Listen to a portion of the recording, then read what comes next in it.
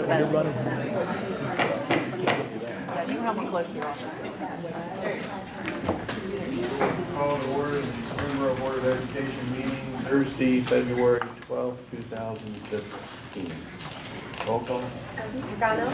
Here. Petroni. Malone. Here. Anderson. Here. Stuckey. Here. Now we'll have the Pledge of Allegiance. I pledge Allegiance to the flag of the United States of America and to the republic for which it stands, one nation, under God, indivisible, with liberty and justice for all.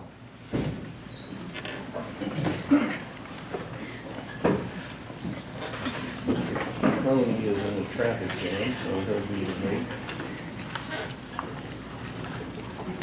Item 1.2, adoption of the agenda. Is there a motion? So moved. Is there a second? Second. Any questions? Roll call? Regano. Yes. Malone. Yes. Anderson. Yes. Stuckey. Yes. Motion passes. Item 1.3, approval of the January 22nd, 2015 meeting minutes. Is there a motion? So moved. Is there a second? Second. Roll call? Regano. Yes. Malone. Yes. Anderson. Yes. Stuckey. Yes. Motion passes. And item 1.4, approval of the February 7th, which was a special meeting, the minutes of that meeting. Is there a motion? So moved. Is there a second? Second. Roll call? Regano. Yes. Malone. Yes. Anderson. Yes. Stuckey. Yes. Motion passes.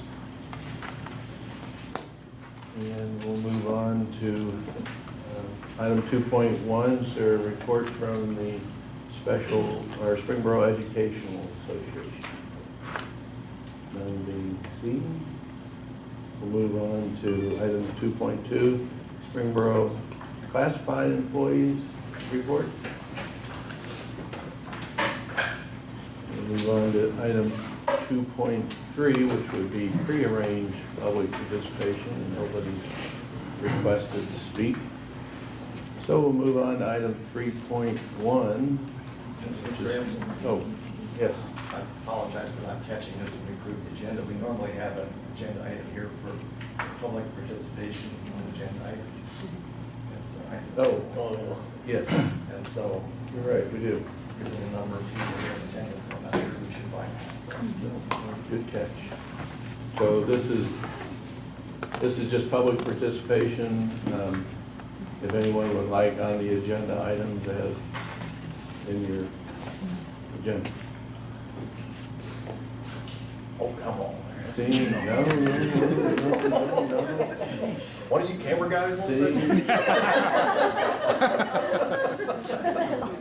Thanks for pointing that out. But seeing none, we'll move on to 3.1, approval of the calendar.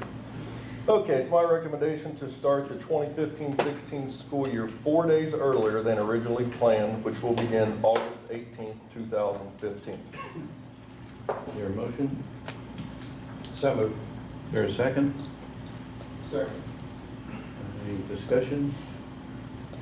Yeah, just briefly. I'm going to propose the motion. Review the survey results that we had. Not that we don't always make decisions by survey results, but most parents were not in favor of moving the schedule up. It's kind of late notice for this coming year. I know that there's at least some parents that are going to be already out on vacation with plans that they can't change. And so they're faced with the dilemma of having to cancel or change those plans, perhaps at a financial expense, or the alternative, have their children miss that first week of school, the first 4 days. And I just think, given the late notice, that it's probably not the best thing to do. Understand the reasons. I understand that we were going to accommodate those parents who would excuse their kids from missing. But I just think that, given the late notice this year, that it would be best to not do it this year and then next year perhaps consider it a significant revision. I would like to see us move the schedule far enough forward that we could actually fit in a spring break. And You mean fall break? I'm sorry, yes, fall break. We already have a spring break, and we have a winter break. And, I think, you know, a fall break might be nice, and we can get started earlier too. Might mean that we even need to, originally we planned to move the schedules, we talked about moving the schedule back, I think it was 8 days, and we've, you know, because of the number of conflicts with 8 days, we've gravitated back to 4 days here with your recommendation, Mr. Petrie. You know, if we put a fall break, we might have to move it back even further, which I'm okay with. I'm okay with moving the schedule in principle. I'm just struggling with the late notice for parents and the development that we put that in. Even some staff members, I understand that there's very few staff members affected because we shortened them. Instead of moving back 8 days, we only moved back 4 days, and then very few staff members are affected. But I just think that the late notice is unfortunate, but next year we'll have to. One question, Mr. Todd. Would you elaborate on the item where it talks about that we are gaining 4 additional instructional days? One of the points is it provides 4 additional instructional days. What is that? Does it mean 4 before testing? Correct. It does not mean 4 overall. We still have the same number of instructional days in Correct, we have the calendar. same number of student days. Yes. It's Okay. just the student days will start 4 days earlier, but we will conclude school before Memorial Day. Okay. Yeah, I guess my comments here, and I made several at the last board meeting, and many of the things that Mr. Pagano pointed out, I do agree with. I did have some hesitation regarding this as far as the lateness of the notice, the plans, and the principal LE of changing something once it's passed. What I did is listen at that meeting and listen since then. While I've got some reservations about it, I do believe that the academic gains will outweigh the negatives. And ultimately, that's what I have to do, what we have to do, is there's no plan that's perfect, no plan that doesn't have issues. And I think in this particular case, while I have reservations about moving at this late date, I do believe it's best educationally for our kids to do this.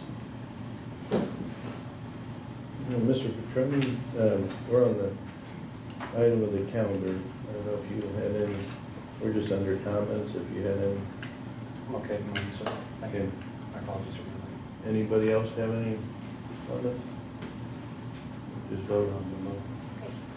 David, would you like to vote, since you weren't here for the reading of the, are you going to vote, sir? Thanks for asking. I'll make a decision.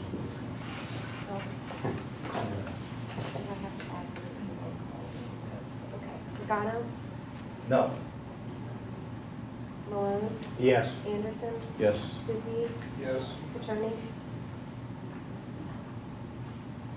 This is for the calendar.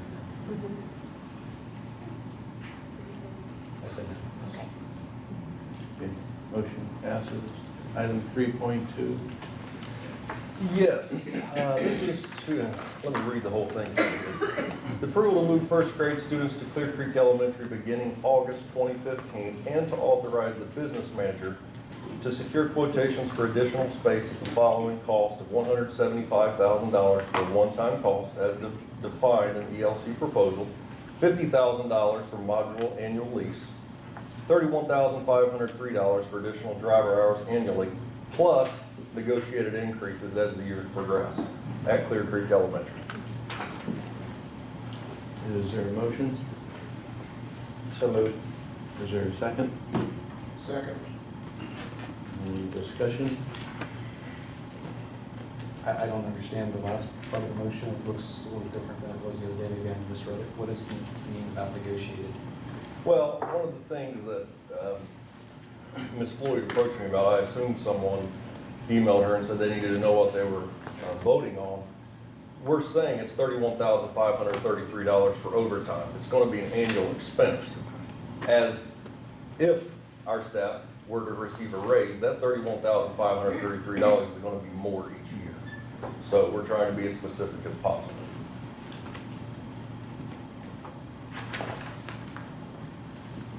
So the increases refers to potential staffing increases, right?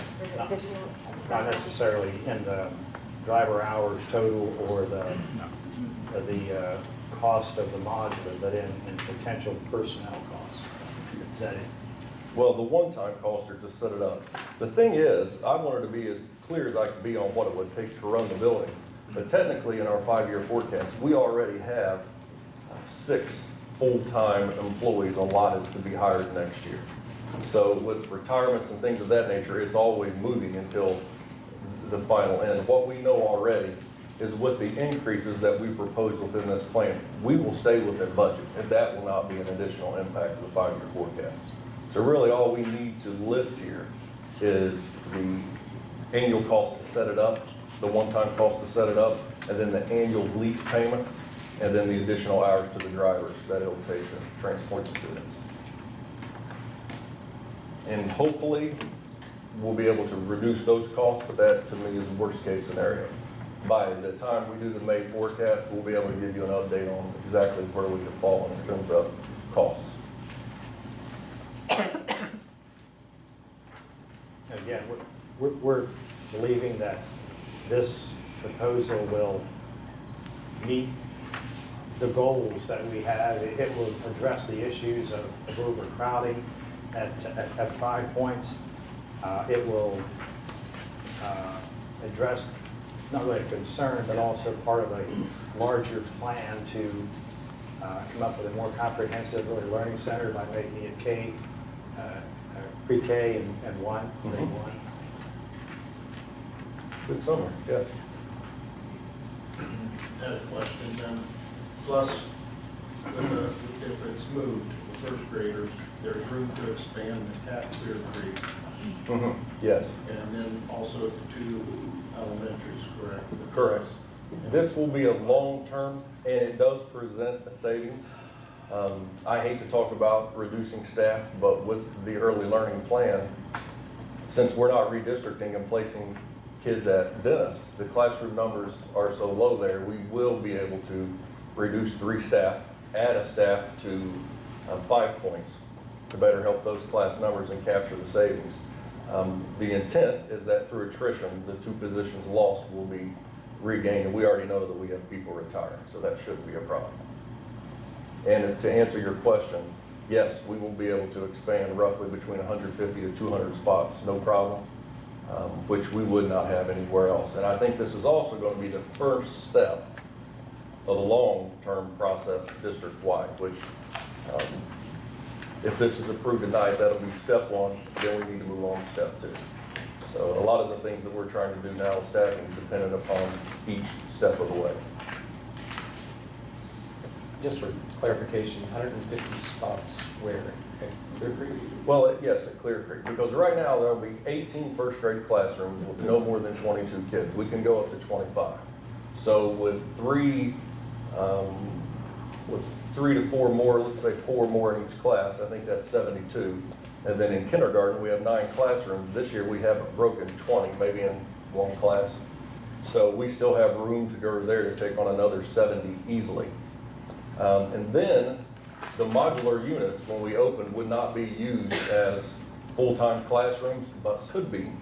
And the stage in that particular building could be divided into 2 rooms as well. And we will also have a vacant classroom the day that we open as well. So we have plenty of room to expand that we would not have anywhere else. Mr. Anderson. First of all, thank you, Mr. Petrie and Mr. Pennell, too. You guys met with Mr. Petroni and myself back on January 30th, and we went through in detail the redistricting option at that point, and also the enrollment numbers. And I guess even since this last Saturday, I've I guess gained some appreciation of the dilemma that you have. the enrollment numbers is what I've been focusing on. And what those numbers tell me is that while we have students, we're gaining net students at 5 points. And what your forecast shows is that we'll gain 22 students at 5 points this coming year. And with 49 classrooms there, that's less than one additional student in half of the classrooms.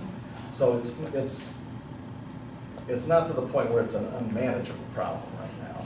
But if that were to continue, of course, class sizes would continue to rise up. So I understand the need to do something. But as we look at the enrollment, while the enrollment at 5 points is expected to increase, the enrollment at Dennis is expected to decrease.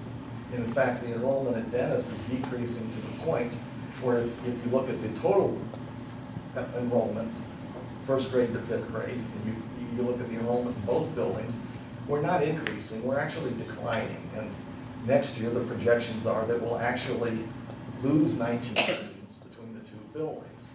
So the notion that we're growing as a district is, at least in these elementary buildings, isn't quite right. We have a problem at 5 points with growth, and that's mainly because that's where the residential development is. We've drawn the lines on the map such that the residential development is in the 5 point zone, and it's not in the Dennis zone. And in fact, the projections are that Dennis's enrollment is stagnant. But even though the enrollment is stagnant, when we enroll 170 kids in first grade at Dennis, we're graduating classes from fifth grade to sixth grade that are over 200. So the result is that for the next several years, if we saw 170 students move into Dennis, we're going to see 30, 40, maybe even 60 students leave Dennis. And that's going to create a lot of empty space at Dennis. And so I guess my dilemma is the root problem is that we have an imbalance in the district. And the solution that we propose with going to putting the first graders at Clear Creek, it doesn't address that imbalance. It solves the problem at 5 points, and I understand. And I was with you there on, I guess, that Tuesday night when we talked about redistricting with the parents that were affected, and they did not like the idea. And I think I understand the solution at Clear Creek resolves that dilemma. I think it is something that parents are generally agreeable with. It's something that you found a way to pay for. You have, by reducing the operating costs in other areas, you're generating the dollars that we need, at least for the first year costs. So I appreciate all of that. But my issue is it doesn't really address the core issue, which is we have growth in one area, one zone, and no growth in the other. And the result is that Dennis, which is 5 points in Dennis, when we look at those buildings, they were constructed at the same time. The buildings are virtually identical. In both buildings, we recently upgraded all of the technology there, put in smart boards, projectors in all the classrooms. We upgraded the wireless technology so it was state-of-the-art high-speed wireless. And as Dennis becomes more vacant, we're abandoning those investments. In fact, we're having to replicate that in Clear Creek to a degree to handle those first graders. And so that's really my dilemma. Is I wish that we had a solution that addressed the core issue. And that is just something that the plan to move to Clear Creek doesn't do. It solves the immediate problem of not having space at 5 points. But the longer term issue is that we have to correct this imbalance, or we're going to have a very modern building become more and more vacant. And I really think that our taxpayers expect us to use these facilities to the maximum extent we can. There's major investment by the community in those facilities. And at the end of the day, I think this decision is just bigger than this enrollment issue. I think we need to demonstrate to the community that we're doing everything we can to maximize the use of the facilities that we already have. And so, unfortunately, I'm going to oppose this particular measure. And let me address for a minute too the issue.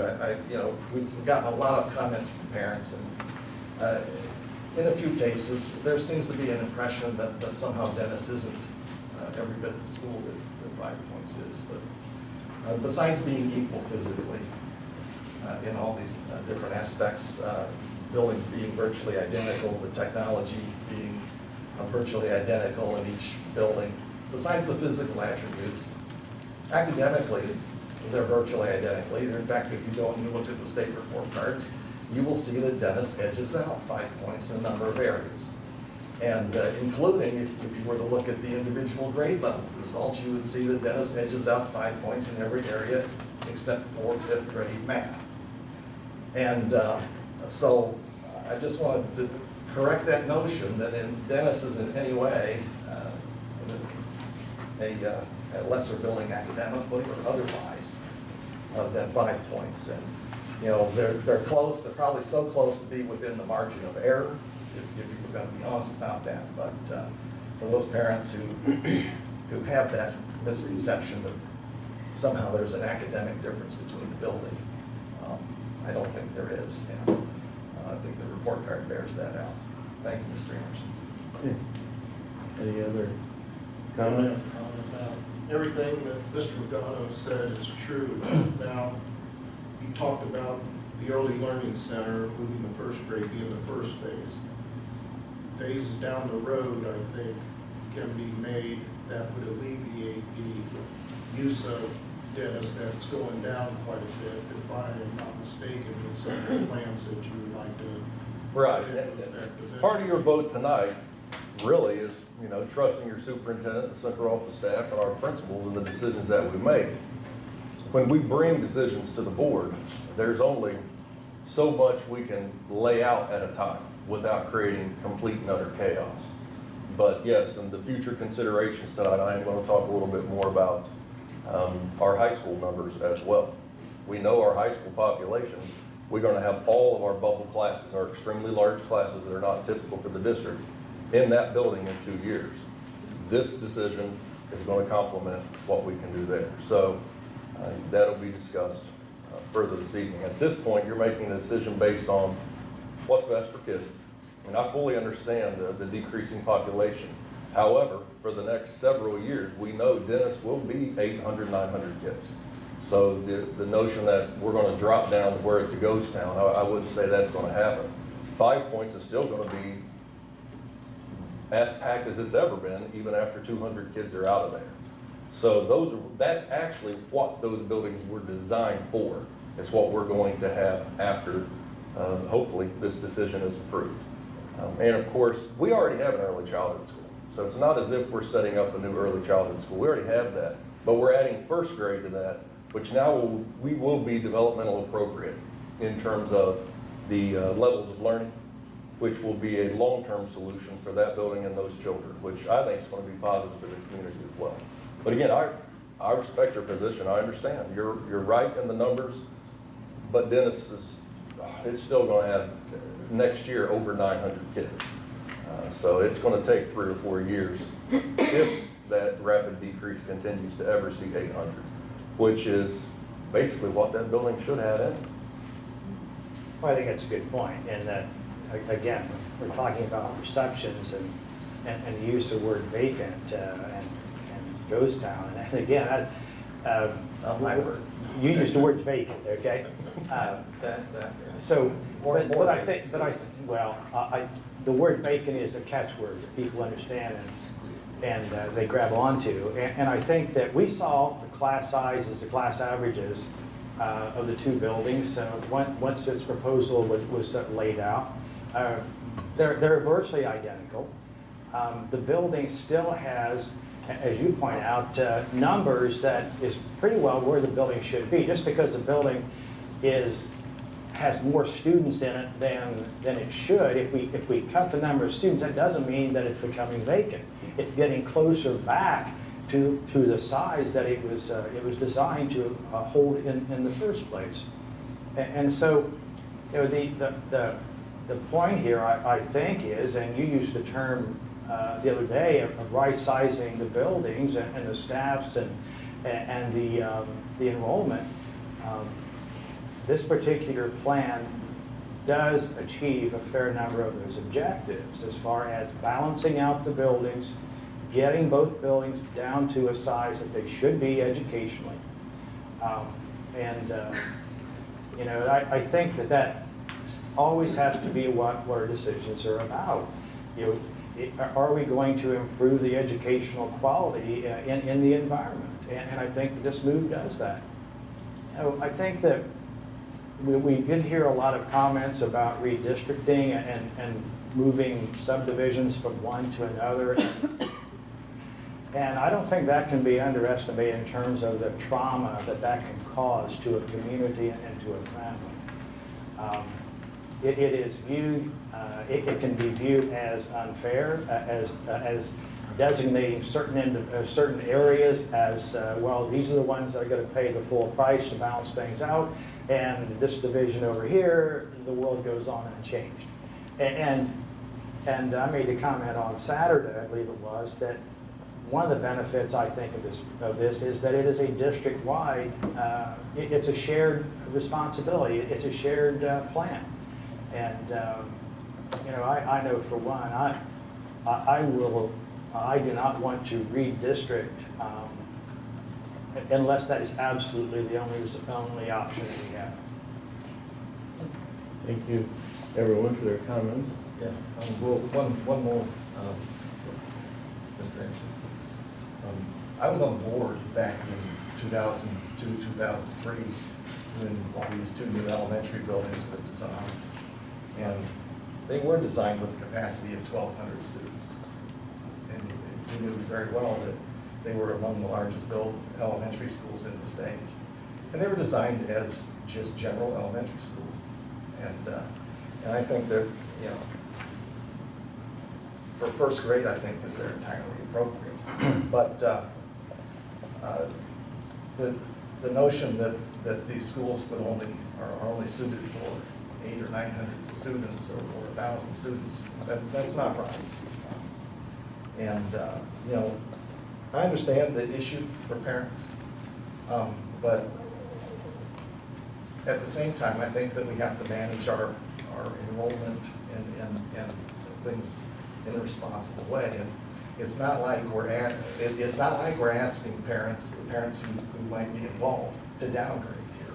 We're asking them to go from one modern, fully functional elementary school to another modern, fully functional, high-performing elementary school.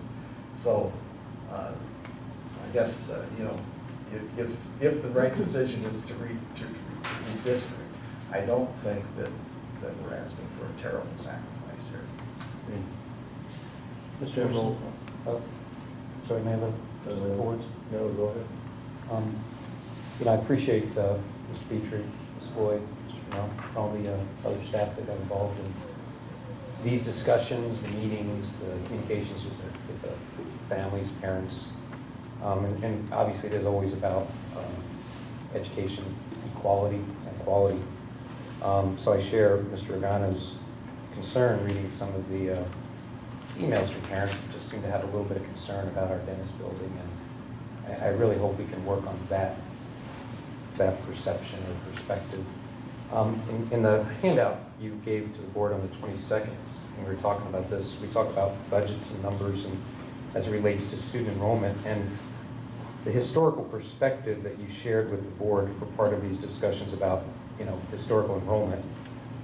And just briefly, for the record, you know, starting in I can start in 2009.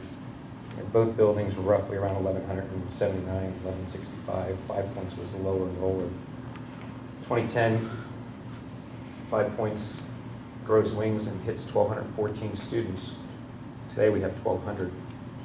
And since I've been on the board, no doubt this is a conversation. I think we see a trend here, so I appreciate your proactive approach on looking at the growth that you further explained in this handout and presentation to the board with the available lots and everything that's happening on that side of the community. So it's good to be proactive, and one of the concerns I had on Saturday, and I still have that concern, is that I think this is part of a bigger picture, and you just alluded today to something I heard nothing about either, about a broader stepped plan.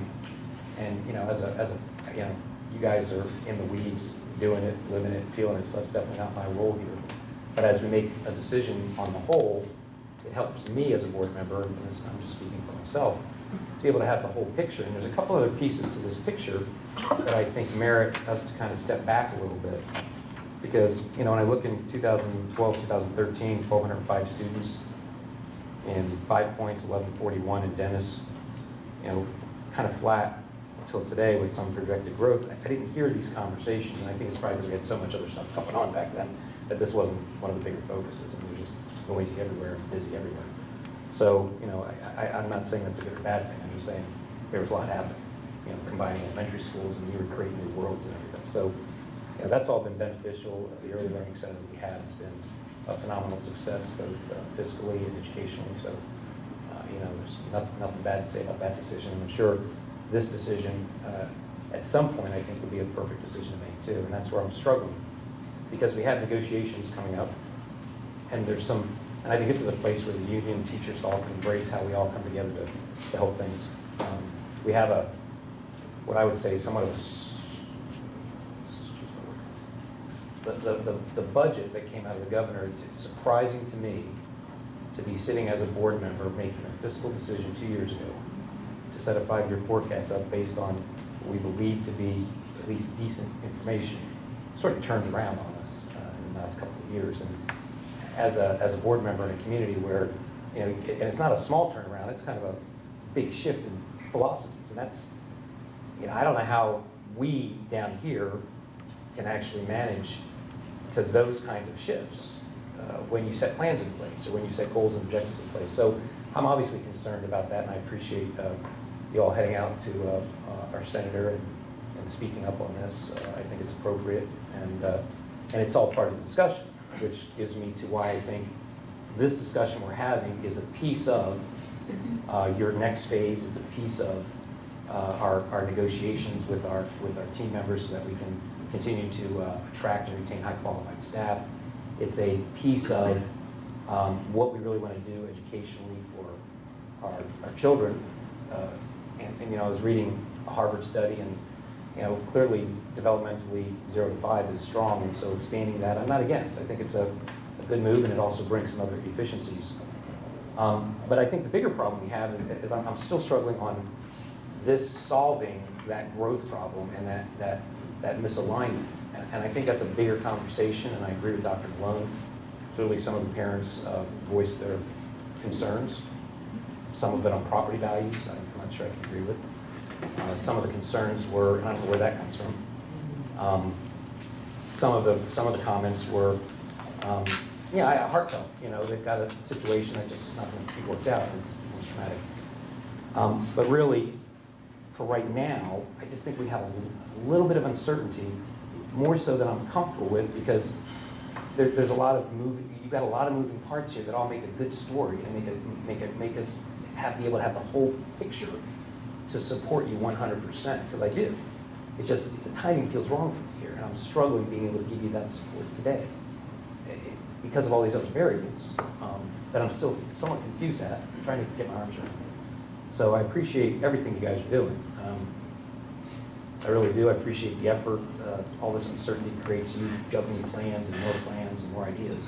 So thank you for that. It's not something that I take lightly when asking a question. I know some of the information you struggled to get, you got out to us, I think, the other day on the budget and stuff, and I'll be very honest, I had deadlines just like you guys, and I unfortunately was not able to study that, which again leaves me a little bit, not that I'm not doing my job, it's just I was really buried this week at work, and so I tried to get to it in detail where I can help. So I will look at that in detail and give you a comment, but I think that's all part of this moving piece, is that we've got this ball rolling down the street, and there's all these other pieces that when I make a decision, preferably if we can make a decision fiscally, that not only do we have your ideal projection, but we have what it's gonna, what the whole picture looks like today. So before we make that decision, we can say, hey, look, we made this decision based on the best information we have, like we did 2 years ago, like we did 3 years ago. And I think that's just a piece that we might be, I really would hope the board would maybe figure out a way just to slow this down a little bit. I'm not saying stop it. I'm just saying pull it off high speed, back it down to first gear, retool, look at it all, come back again, and bring all these pieces together, bring the fiscal piece together. That would help me more, so that I can be comfortable feeling that I'm not voting on something that may end up doing what the governor's latest budget did, which puts a little bit of a hole in our operation. So I wish we can take that direction as a board, not to table it per se, but just to do something so we can take all these other pieces of the puzzle as a board and hear them and vet them totally, so the community can hear it too. That'd be my request, and thank you for allowing me to speak. Mr. President, this one piece, for us to be able to do this, we have to be able to, first of all, get it organized and get the move taken care of. And we're going to have to pull permits, come to an agreement with the zoning commission on where to set the modular units. I mean, we need to move, otherwise we're not going to be able to do it. Exactly, we need to let the parents know so that they need to make daycare arrangements they can. We have to notify our staff as well. We have some deadlines there to make, so there's a lot that has to fall into place to be able to make this happen. One final comment. Mr. Petroni alluded to, this is the first time that we've heard that there's a larger plan than just this particular piece. And I agree that it would be helpful to have a understanding of that larger plan and how this particular piece fits into it and how these vacancies that are going to occur at Dennis, what's the plan for getting those filled? We don't have that information today, or at least the board doesn't. And I guess I would just ask this. I mean, there's some assumptions here to make this work financially that Mr. Petrie's made, that we have a one-time cost of $175,000, that the modular building is going to be a $50,000 annual lease, that the installation cost was, I'm sorry, $50,000 a year annual Well, lease. just one time for the installation. And the installation was, 50,000 one time. okay, and what was the annual lease? 50. So it's 36 to 50. So it's 50 and 50. I would just ask if those numbers or those assumptions turn out not to be true, is the board ready to pull the plug on this? Because I do think, as Mr. Petroni points out, that our finances are rather uncertain at this point, given the budget that's been proposed at the state level and negotiations in front of us. So, Mr. Fennell, how soon will you have those numbers nailed down on the lease? No, well, it'll take me about 3 weeks. Can I call a question? I'd like to call the question, vote, please. Thank you. Regano, no, Petroni, No? Moore, Yes. Anderson, Yes. Stuckey. Yes. Motion passes. Thank you, gentlemen. Move on to item 3.3, approval of donation from Springboro Orchestra Association. Is there a motion? So moved. Is there a second? Second. Roll call? Regano, yes, Petroni, Yes. Moore. Yes. Anderson. Yes. Stuckey. Yes. Motion passes. Item 4.1, Human Resources Report. Good evening, gentlemen. We are looking tonight for approval of the high school summer school brochure and positions. This was brought to you in work session last month by Mr. Myers, who is going to be running the summer school program. The file attachments that have been on the board docs is the summer school flyer, registration, and our summer school board meeting from 2015. We ask for your approval tonight for that, for the brochure and the positions that will be posted. Is there a motion? So moved. Second? Second. Roll call? Regano, Yes. Petroni. Yes. Malone. Yes. Anderson. Yes. Stuckey. Yes. Motion passes. Item 4.2. 4.2 is the approval of the Apex learning system that will be used for the credit recovery. That has also been given to you in the previous board meeting for work session. It goes along with the summer school. Is there a motion? So moved. Is there a second? Second. Roll call? Regano. Yes. Petroni. Yes. Malone. Yes. Anderson. Yes. Stuckey. Yes. Motion passes. Item I have a 4.3. question, sorry, I hate to go backwards, but I couldn't find it in time. By moving the school year calendar forward, well, okay, I'm sorry, I'm a year off. I was looking at the dates of summer school, and I assume that next year, with the school year starting earlier, that our summer school will start earlier also. Is that That's a fair correct. assumption? Okay, good, thank you. Item 4.3 then? 4.3 is the actual approval of the credit recovery program. And the file attachment for that was on board docs is the credit recovery application that you are approving tonight. Is there a motion? So moved. Is there a second? Second. Roll call? Regano. Yes. Petroni. Yes. Malone. Yes. Anderson. Yes. Stuckey. Yes. Motion passes. Item 4.4. Yes, and finally, for that digital classroom, we will need an instructor. And that instructor for credit recovery has the vacancy notice that was put on board docs. And that is an effective date for the 2014-15 school year. The length of employment will be from February the 23rd through May the 29th, 4 hours a week. We are asking approval for that vacancy to be posted. Is there a motion? So moved. Is there a second? Second. Roll call? Regano. Yes. Petroni. Yes. Malone. Yes. Anderson. Yes. Stuckey. Yes. Motion passes. Item 4.5. 4.5 is the approval of the personnel report for the superintendent. You will find 19 items for your approval. Tonight, I would like to point out, we do have a retirement. It is Joyce Ringler, who is our literacy coordinator, and she is here tonight with her husband. If she would please stand, and if you would help me recognize her for her over 30 years.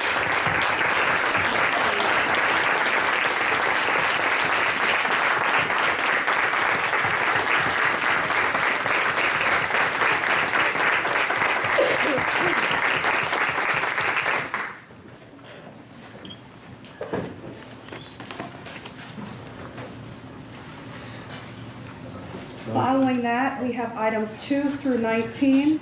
We have one classified employee that is a custodian that will begin third shift at Dennis Elementary. And then items 3 through 9, or 10, I'm sorry, are supplemental personnel. And lastly, 11 through 19 for your approval are classified substitutes. Is there a motion? So moved. Is there a second? Second. Roll call? Regano. Yes. Petroni. Yes. Malone. Yes. Anderson. Yes. Stuckey. Yes. Motion passes. Move on to board member reports, comments. Mr. Stuckey, do you have anything? Comments. I think congratulations go out to the girls' basketball team. Last night they clinched the South Division basketball. I think our robotics earlier, week or so ago, did very well in their competition where they were, and then our cheerleading competition squad went to Florida, competed against I think 9 other teams, and came home with what they call the White Jackets, which means they were champions.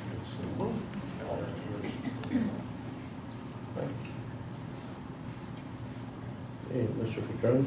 No comments. Mr. Regano? A couple. First of all, congratulations to Joyce Ringler. I didn't get to work with her once, but I do remember very fondly a session that we had where she was trying to explain to me how third grade teachers, new third grade teachers, get informed about our curriculum so that they're able to teach. And I don't know how much of that sunk in with me, but what did sink in with me is how strong her passion is for teaching literacy. And that passion will be missed. So thank you, Ms. Rimmer. And then also thank you, Mr. Petrie. Recently, you've made a lot of press recently because of your letter to the government, or to the governor and our state reps and the state superintendent. And I think that that was information that they needed to hear. The state testing has just gone out of control. And I think that people are starting to understand that this testing is a problem, because it's become a way, not just for Ohio, but with the PARC test and nationally driven curriculum, it's become a way to enforce the curriculum. Because the test is aligned to the curriculum, and then teachers are evaluated based on student test scores. And then if the student test scores don't measure up, well, the teachers have every incentive to go back and make sure that they teach to that test and that curriculum. And word has it that PARC test is really hard. And what better way to make sure that teachers are focused in on that test and that curriculum than to have a few bad grades come out. And that this whole scheme, I'll call it a scheme, is really, I think, taking the joy out of education for teachers. And it's enforcing a national curriculum, and it's stealing local control away from boards like ours. They tell us that we're totally in charge of curriculum. Well, we can procure any textbook or any instructional material as long as it conforms with the standard, as long as it'll help us pass the test, and help make sure that teachers, principals, administrators get good scores on that test. You're free to choose anything you want as long as it accomplishes that goal. That's not local control. And so it's time people started speaking up, and Mr. Petrie did that in a big way. And I have your back on that one.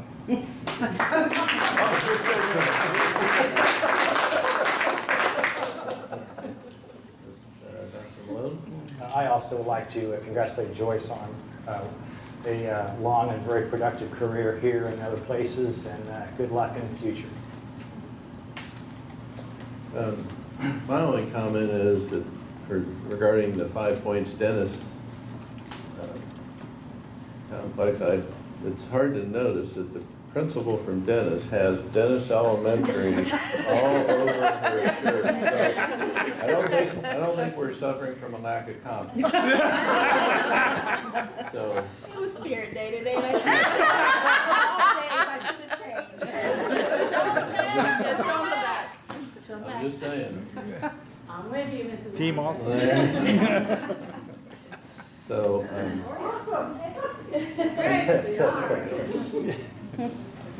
then the only other comment is that, having first grade classes with 31 or, I don't know, 30, 31, 32, or whatever the class size of 5 Points is, that it does need to be remedied.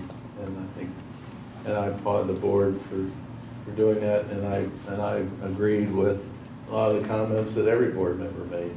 And it wasn't an easy decision, but I think it was the right one. And as Mr. Petroni said, I believe down the road this is a moving target, and we got past one overcrowding, and now we don't even get out of a meeting, we're going to probably talk about some other overcrowding. So it's ongoing, and that's what, so those are decisions you have to make for the benefit of the children, and I think our staff, and administrative staff, and principals, and everybody's doing a good job staying ahead of that. So, with that, any public announcements? I'd like to comment on the letter that was sent out. Quite frankly, I had no idea that it would resonate so well with people. But I think it really spoke of what a lot of the staff has felt, and the staff I work with every day has felt. Ever since I've been superintendent here, it's been nothing but this rapid fire change with the Ohio teacher evaluation system, just everything at once, and it's forced people almost get on a track that always isn't focused on kids truly learning. You know, my central office staff, including Karen DeRose, we meet a lot, and just that frustration of you feel like you're not doing what ultimately you should be doing as an educator based on all these other things that are taking place. So, you know, I had a lot of input on that letter, and of course, Karen and I spent a lot of time going through that, and finally, you know, they wondered if I'd send it or not, and I did, because it's the right thing to do. And I hope that that catches on, and it'll bring the state and the districts and the local governments together a little bit so that we can really sit down and talk, because the state is trying to do something about it. We have to give them credit for that. But when we get our results a year late, we're not going to be able to use that information this year to place kids. We're not going to be able to use that to set up intervention groups. We're not going to be able to use that for a lot of things that we need that data for. Therefore, I see that as punitive because it's taking teachers' time and the kids' time. So I really would like to thank the community for their support on that, and I think the push from the community is ultimately what's going to steer some change to get things done. Thank you. And future considerations, 7.1. Future considerations too. Sorry, I'm going to let Phil Mr. First and foremost, yes, there is a step 2 that we're going to start looking at. One thing through this process I've learned is people love to know way in advance what's coming next. And I appreciate the board approving this tonight. But the number one thing I've learned in being superintendent, ever since I've been here, it's been change after change, and you have to find a way to pace that change to where change doesn't create chaos. And when we went into the overcrowding situation, if I would have addressed the issue at 5 Points and the issue that more than likely we are going to encounter at the high school, not next year, but the year after, we would have been in every direction taking 6 months to make a decision. So it was important for us to be able to move first grade out of both of those buildings, to solidify the early childhood school, to do what's right for those kids. Now, what we're going to have to look at is not next year, but the year after. If our numbers and our projections are accurate, our high school is going to be extremely overcrowded. Because that is, for 3 years, we're going to have the largest group of kids that's ever went through that high school, and we could hit as close to 2,200? 2,200 kids. So with that, one of the things we're already looking at, with now the space at 5 Points and Dennis, is that not next year, but the year after, one potential consideration, it's a draft. Yeah, possibility. A possibility. Number one, we want to look at how can we reduce transition, reduce moving teachers everywhere, just the chaos. We could leave the 5th grade kids at 5 Points as much as space permits, and the remainder of the 5th grade kids at Dennis. And Mr. Regano, in our first meeting, he talked about, well, we have X number of seats. You should be able to fill those seats. That's 100% accurate. But the problem was, you can't do that type of thing with first graders. With 5th, 6th graders, it's possible. So it's going to be a natural transition. When those 5th graders are supposed to move to 6th, we just keep them in the elementary buildings that will now have space. The 6th graders that are at SI that year will stay there as 7th graders. The junior high kids who are in 7th and 8th grade, as they progress 1 year, will now have 8th and 9th graders in that building. And then the high school will be comprised of 10th, 11th, and 12th graders for approximately 2 to 3 years until we can get through that phase. Then when we get through that phase, we're going to have to take a step back. The freshmen will go back, everyone will go back to the right buildings, and then we're going to have to look at those numbers. That was the whole premise of the modular units. If at that point we see that Dennis has 700 kids, we're going to have to make some other decisions at that point, which may eliminate that $50,000 a year cost and $30,000 a year cost. So really what this decision makes tonight is the need for a levy to build a building is off the table, and that's been discussed. We're not going to need that. We have other options, and we've known that all along, but we had to deliver this in a way that didn't just create chaos, that sent no direction. So we'll be monitoring those numbers. We're going to need some workshops with the board, probably a couple times over the next year, to really look at what's happening with Dennis's numbers, with 5 Points numbers, and with the high school's numbers. So this is going to be a very global decision as it pertains to the Springboro community. So with that said, I just want parents to know there's no decisions being made, and I want teachers to know this plan is going to be a plan that keeps people in place. And it also keeps students in places and reduces transitions, which is best instructionally. It'll accelerate academics, support staff, and maintains a balanced budget. Those were the 3 goals we started with this, and I hope we're going to be able to accomplish those. It's looking good at this point with this decision tonight. Mr. Anderson? Yes. I would suggest that this is perhaps a good thing that we might want to have a committee look at. And maybe a committee that includes some parents. I think, I don't think anybody would disagree that perhaps we were caught off guard from parent reaction. And I guess I'm glad to hear that you're looking forward and trying to develop a comprehensive plan, because I think that that's what we need is to consider different scenarios, a low growth scenario, maybe a no growth scenario. I don't know if the growth in one area will match the decline in another area. I think that's possible. That's what we're seeing, at least at the elementary level right now. But I think we should have some different scenarios, maybe a no, a low, and a moderate growth scenario. And I don't think we're in the high growth situation, but again, whatever scenarios are appropriate, if we could have plans, perhaps reviewed or developed by this committee, and then I think we could be out front of whatever might hit us. Well, it should be easy to develop a committee. If Yeah. we just start out with the word redistrict, well, a ton of people. That's a good idea. With that, I think we're going to move into work session, so we typically take Oh, one more thing, I'm sorry. I'm having a night, man. I'm telling you, this has been busy here lately. The junior high, one of the things they're looking at that the junior high principal and our secondary specialists will be at the board meetings to talk about next time. For years, they've been working under the middle school concept. They are looking at going to departmentalization, which is what our high school does. And one of the reasons is, as we've looked at our gifted data, our special ed data, and quite frankly, just balancing the classes evenly at the junior high. Right now, it's looking like the departmentalization, what the high school has done, really would balance that out as well. And they're also going to be talking about College Credit Plus, which is going to be offered all the way down to 7th grade. So we're going to have to streamline the way that our junior high looks as well. So the plans for that right now is met with the principal today. They've been working on it for some time. We're going to meet with the team leaders and the teachers next week. We'll meet with you on the 26th. We'll have a parent meeting after that, and we will talk about it, because what they are proposing is to be able to do that next year, to be able to do that. Once again, I realize that is a rapid move, but sometimes when you get the data finally, you have to make decisions based on the data that's presented to you. So we'll be bringing information to you about that as well. That will not be a decision you have to make technically, but I think it's information that you do need to know when we're changing the way one of the buildings is currently run.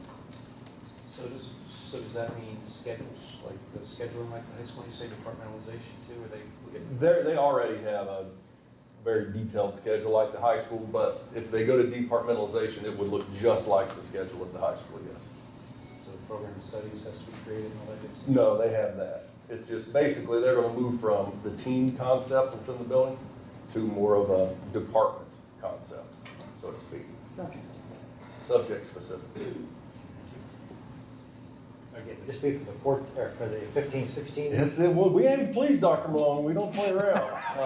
Yes, it would. I know they're making me old fast. I saw myself on TV yesterday and thought, wow, I really need some hair on my head. Too much to do it to them. They come up with these ideas and I just have to run with them. So blaming it on them. Okay, with that, we'll take a 5-minute break for You're getting the first semester. No. So I think it's gonna be okay, but he has to say it.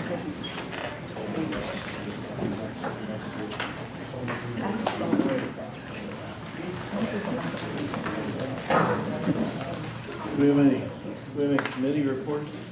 Do we have any committee reports anymore? Not at this time. I think we have a policy meeting tomorrow. Yes, it'll be a short one. It's going to be a short one? Yeah, right. We had a safety meeting today, but everybody was everywhere, so there were only 3 of us that, we just talked about the changes in the emergency management plans that are required for individual schools now.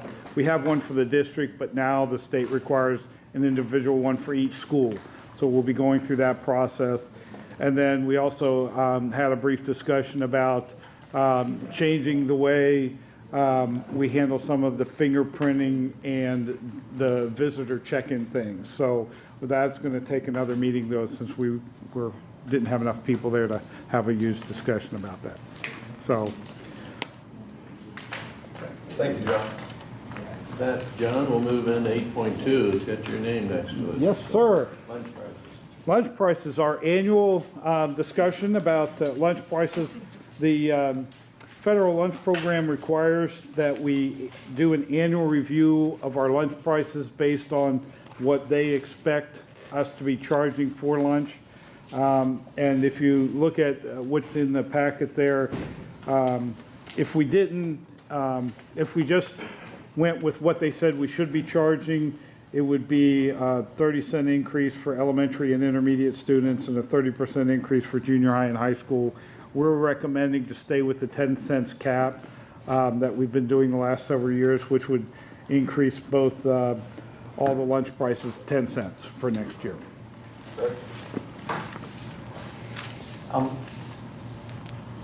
Part of the Early Learning Center first grade move had a $75,000 capital investment from the lunch program.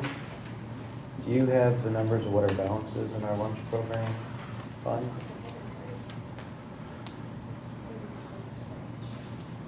You don't know off the top of your head? I don't know right off the top of my head. We started the year with over $500,000 in the program.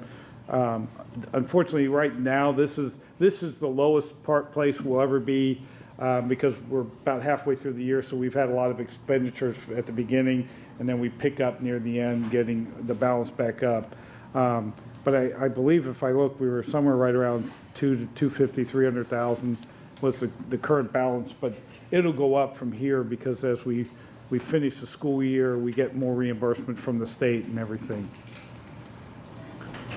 So are we required to increase the lunch prices? Yes. So can I ask the clarifying question? Because I'm waiting for it. you've piqued my curiosity. If we weren't required to raise the lunch prices, would we raise them, keep them the same, or lower them? If we weren't require them, we'd probably leave them the same this year, next coming year, because our balance is doing well. But the federal lunch program requires that the prices be raised every year unless we were at their required minimum. And right now we're at least 30 cents under their required minimum. That's why we have to have a 10% or 10 cents increase. So the federal government is not only telling us what kids need to eat, they're telling us how much we need to charge them? That's correct. Wow. To answer your question, at the close of January, their cash balance was $532,000. Okay. Those are unrestricted funds, aren't they? No. Because we receive from the state and federal government a portion back off of our Title I or free reduced lunch. We receive a portion of that money back, and that's why he's saying if we don't charge what they're requiring us to charge, then we forfeit those monies. Right. So I'll ask the question that I asked a couple years ago when I think we knew there was a balance here. Maybe you guys, maybe you even know if we asked, but is there a way to charge for the space and the utility costs of our kitchen facilities through an allocation that would bring some of this money into general revenue for educational purposes? Because they're not being allocated electric, rent, or other types of costs, at least 2 years ago when we had this conversation. Correct, and they're not. I mean, we can look into doing that. I mean, it's one of those things, it's a double-edged sword. If she has a couple major pieces of equipment break and she has to spend $300,000 or $400,000 to get a bunch of equipment, which we're gonna need $75,000 to to bring Clear Creek back online, if that money wasn't there, we'd have to take that out of the general fund. So you don't want to run her balance so low that if something happens, we have to fork over from the general fund. You know, we're lucky here in terms of the fact that our lunch program runs in the black without any input from the general fund. That's not, it's required by law, but it's not common in the state of Ohio for that to happen. And it's also important to have somewhat healthy balances because until they start school, we'll have, July, and Right. August, and even in September, the salaries is coming out of food service fund, but we don't have any revenue coming in from the lunch because they're not at school. So it is important, otherwise the general fund would have to subsidize that until they get the money back in. So- Obviously, if there's a way to be a good landlord and figure out a way to balance the program and to manage the revenue that is not unacceptable, that would bring something in for educational purposes, Right. that also doesn't hurt all those issues you're Correct. raising. I'm just Correct. throwing it out there again. And we can look at it.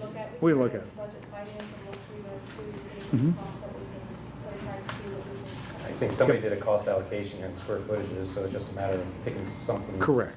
But anyway, just an idea. Yeah, we'll look at it. Thank you.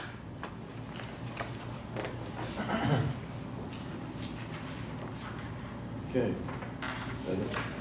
Then So, yes. we'll move on to proposal, Mr. Benson. Yes, for special education services, I will be bringing a proposal next board meeting for approval for our extended school year services. Just for some basic information, we do this every year. It fluctuates every year per the students on IEPs who, during the school year, because of different breaks that we have, like winter break and spring break, that we collect data and show that they actually regress in their learning. And so we provide extended school year services in the summer for these students. Last year it was held at Clear Creek, and I will be bringing a proposal just similar to the summer school proposal on the staff that will be needed. We also provide transportation, and I will have an estimated number of students. The variety of amount of students that we've had in the past couple of years have run from 10 to 45. So this year, given that we have hired our supervisors that sit in all the IEP meetings, we have created some data that we expect to be collected to ensure that students actually do regress over those time periods.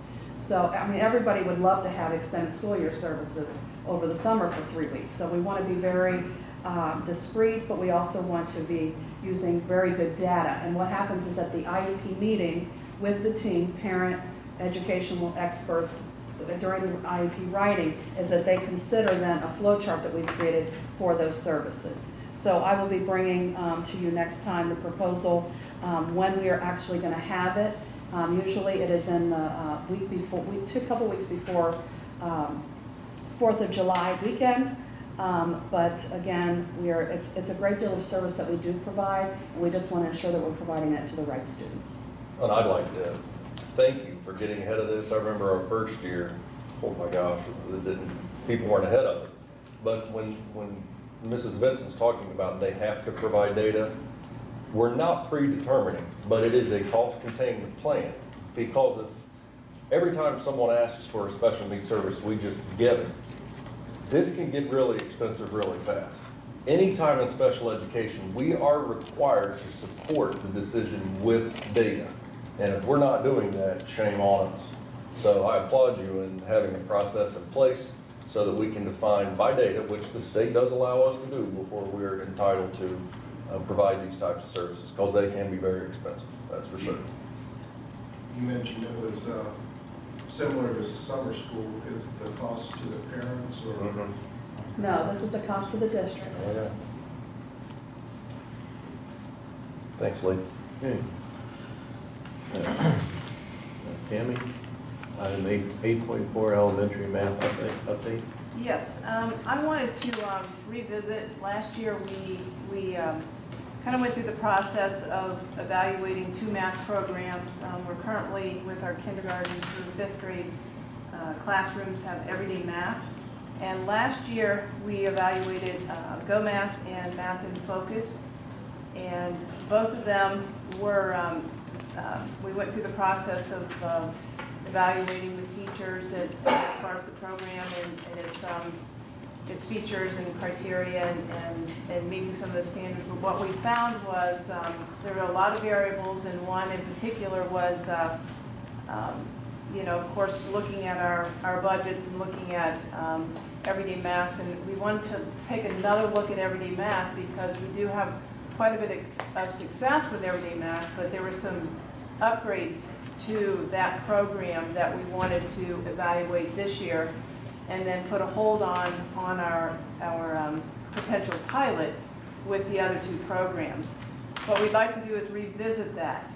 What we're finding is that both these two programs, Go Math and Math in Focus, do provide some elements that we would like to evaluate and investigate. We held off with any kind of adoption with mathematics at the elementary level for an additional year, and would like to revisit that and potentially pilot for next year another program in our kindergarten through 5th grade.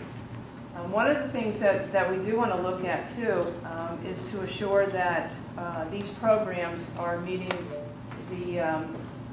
our expectations for our student body based on our math, because our math tends to be much higher than even our reading. So we really want to assure ourselves that we are going through that process and making sure that we're getting the right program for our students. So it's just a little bit of an update of what we're doing with those programs. So right now we're looking at three programs for our kindergarten through 5th grade. Simultaneously being offered? No, Everyday Math is our current adopted program, but because of what they're doing with some upgrades, and they're not completed with those upgrades, they kindergarten through 2nd grade, they had most of those features in place, but then they said mid-year that they were going to have 3rd through 5th. Well, they're still doing some additional work.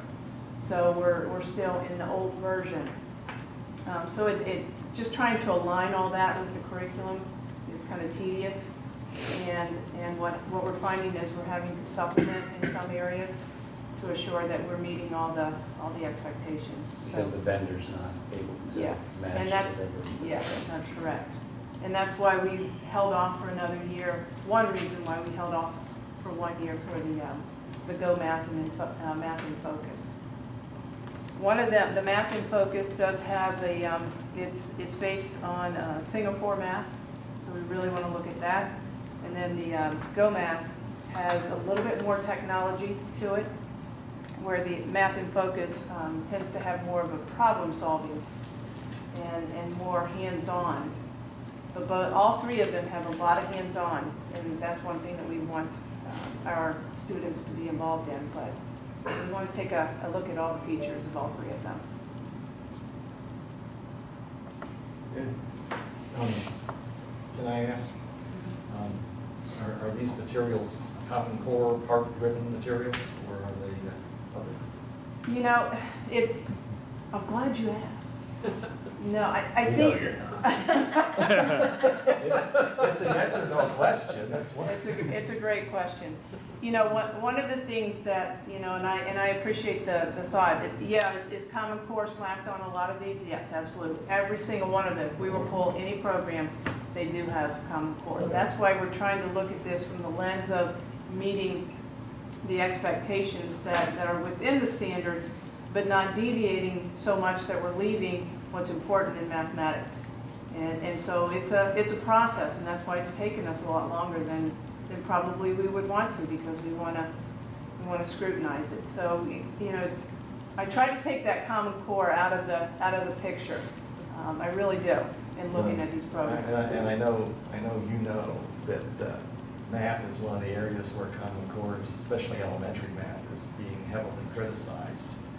And just an interesting aside. Park testing is now, coming upon us. I thought, well, let me go out there, and I found some park practice tests out there. And I thought, well, I'm going to go look at these practice tests and see what it's really about. So I started to go to the 5th grade math test, but I decided, no, I'm going to back down to the 3rd grade math test. And, I found a problem in there, and it's kind of a word problem. It's asking, it poses a problem to the student, something like, Johnny was adding 9 plus 6, and he made this kind of a mistake, and it asked the student to respond, what did Johnny do wrong in producing the mistake? And I'm thinking to myself, and this is one of the criticisms, is that they get away from memorizing math facts, and I couldn't help but think that the answer is that Johnny was not smart because he didn't memorize his math facts. If he had memorized his math facts, he would have gotten it right. He would have gotten it right. So I would hope that we are not going down the road of making a lot of these mistakes that I think people are pointing out as the flaws with a lot of this Common Core-driven math in particular. Well, if I could make a comment, because I know there's been a debate way even before Common Core came into place, that should we really teach multiplication, division, facts, and things like that. And I think because of having been in Fairfield before Common Core came in, and now my daughter's a third grader, is that it's not in the third grade standards per se, but I don't find a teacher that doesn't teach math facts. And we actually, in Fairfield, had to go to a supplemental program to test students on addition, subtraction, multiplication, and division. So I think that's one of those things where you talk about local control and making good decisions, is that we need to continue to do that. Well, that's numeracy. For math, it's numeracy like it's literacy in the language arts, and the multiplication facts. So my son's in second. We hit them almost every night, so that's essential. Otherwise, you're going to have a really hard time. I don't care what type of math you do, you're going to have a very hard time if you're trying to do this once you get into equations and various things like that. So yeah, the foundations, and we do the same thing with data, with Ames Web and reading. Understanding how to sound out and the phonetic sounds, it's essential. So we're trying to fall right in the middle and not get to one side or the other on everything that we do. And we have teachers that and all of us, as we look at these programs, there are certain elements of mathematics that we just cannot move away from. And if it's not heavy enough in these programs, then we have to determine what are the priorities and what are the most important elements of mathematics that need to be in the programs, and we can supplement some of the other areas, because most often in any program you're going to have to supplement some way, but you need to find that out. But some of the features that we just can't get away from, that's why we want to take a look at these programs alongside of what we're doing with everyday math.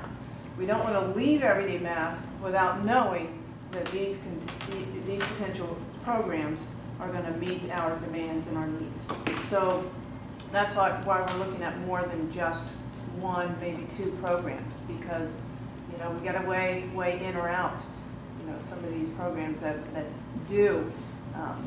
don't answer the questions that we need answered as we try to develop mathematicians, if you will, in our youngest learners. To add to the park discussion, I'll make this brief.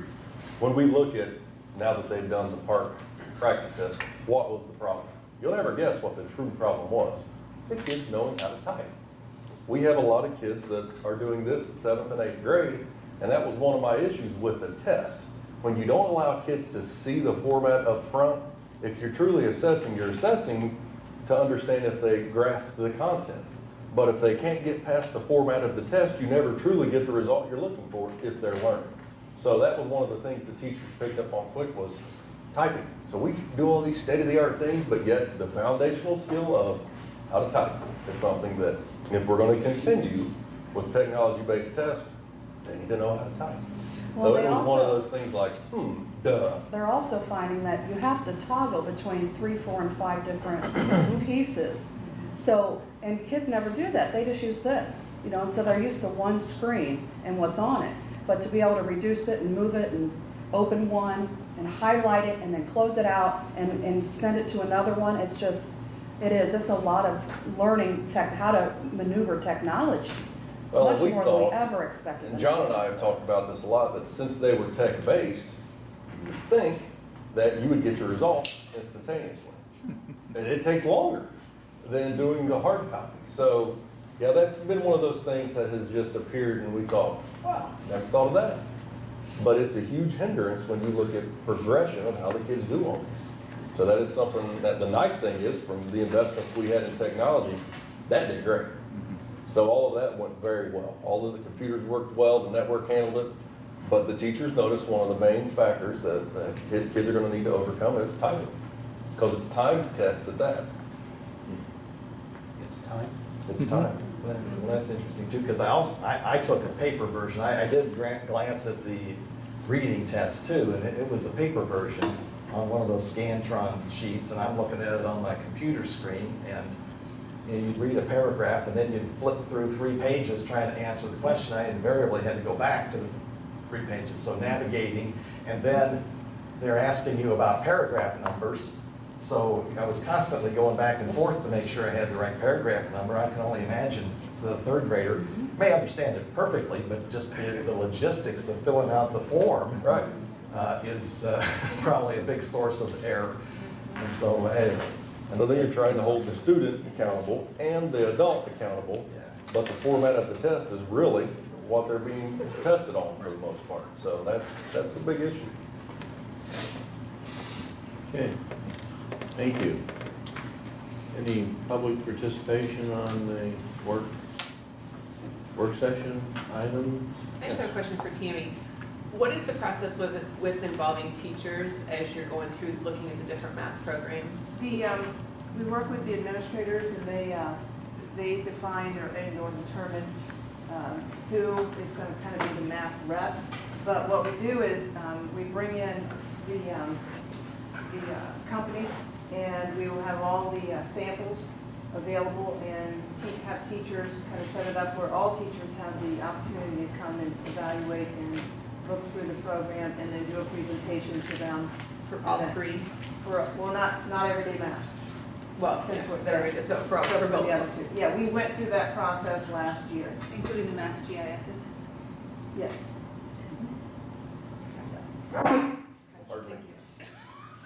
Any other questions? Any other questions? Just one more thing. I know that it's not been an issue before, but you know, recently the legislature is requiring that we have parents involved in these selections. And so perhaps before we get too far down the road, it might be good to include if you're not already. And you know, what's interesting is we are trying,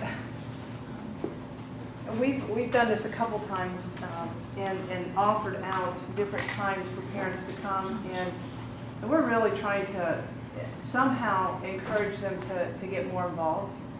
They don't come. And so, I mean, it's almost like we want to call some people, and then can you call a few people to come, and can you call, you know, it's kind of like this chain reaction, because the invite goes out and it's just, no one shows up.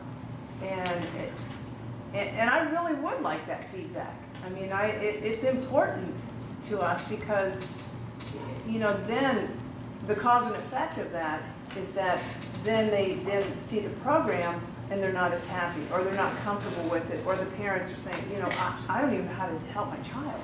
You know, we experienced that when we started off with everyday math, and I don't know if you all recall, it was like, oh my gosh, you know, I can't even help my 2nd grader or 3rd grader just because of some of the features of that mathematical, you know, those processes in everyday math, and the spiraling effect, and it was so different for everyone. So as much as we can get parents there, it's nice to have them there. I mean, we've had it during the day, and we've had it at night, and we just don't get the turnout. Just use the word redistricting. Math redistricting. That'd get them Or out. we're no longer going to teach math. That's right. They will engage. I know. You'll get them there. We reject the multiplication table. We're no longer teaching, yeah, multiplication. With that, I think that as a parent, I mean, I'm an educator and I taught everyday math, and I hated it as a teacher and I hated it as a parent. If you're a parent that doesn't understand just looking at the curriculum, I think it's great because they did invite us. And I remember I went to a couple different courses, you know, when you were looking at different books.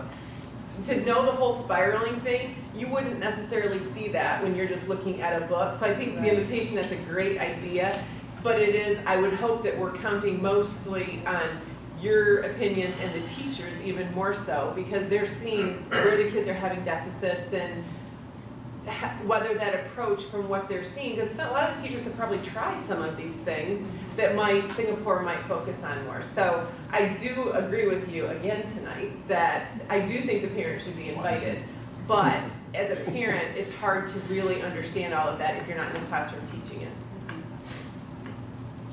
Okay, any other business to be discussed? I just have one thing to quickly, sorry. I've been negligent in terms of, it should have appeared on the work session tonight. The junior high Washington DC trip, believe it or not, for next year, their parent meeting is scheduled for the 12th of March. So I am in the process of getting quotations for that like we do every year. I should have had that on the work session agenda, but we'll probably need a vote on that your last meeting in February before the parent meeting that's scheduled March 12th, which is, or it's the Tuesday, March 10th, the Tuesday before we meet that first meeting in March. So I will have to get that information. I'll have that information next week, and I'll get it out to the board to look at. I apologize for that. Get it a week in advance so they can review that contract. Right. But it's probably going to be the same contract that's been heavily. Well, I'm getting 4 different quotes, so I'll have all that information for you next week early, so. This is for the bus storing company? Right, This is for the one correct. we always pick every year? Correct. Okay, sorry.